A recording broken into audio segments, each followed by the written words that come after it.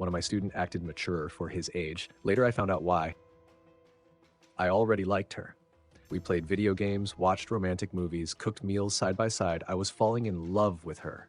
We laid in the grass one night in my backyard. We stared at the stars. "I'll be a well-known artist one day. Just watch," she whispered.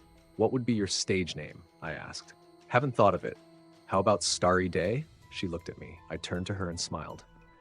"That's good, but sounds too simple to me, though. How about..."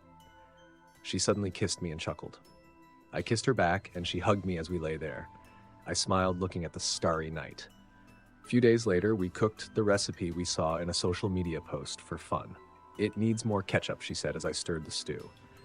But the moment I reached for the bottle, everything went black. Seconds later, I was back by the tree, exactly where I'd been before. I was still in my teacher's uniform. Teachers were chatting, children were running to their parents. The sun was hot, and I smelled like sweat. I walked slowly to my car. Once inside, I just sat there trying to process it all. My mind was foggy, aching with confusion, fear, and pain. As I started the engine and drove away, tears quietly rolled down my face. People began to show concern for me.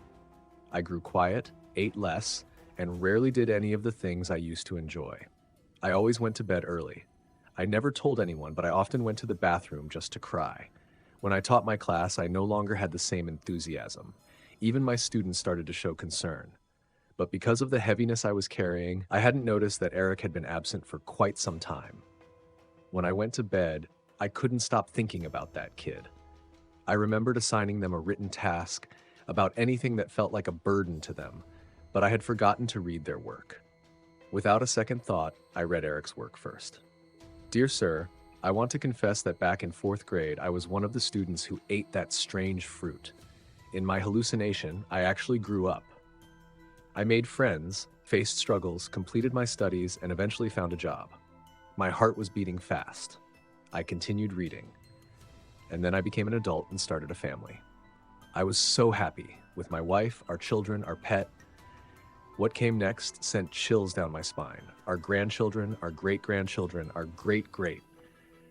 My body froze. I was shaking, and I covered my mouth in shock. I couldn't sleep for many nights. No one knew where Eric had gone, not even his parents. They searched everywhere, but he was nowhere to be found. My body still shivers just thinking about that strange fruit. They cut down some trees in the schoolyard, and it seems they cut that one too.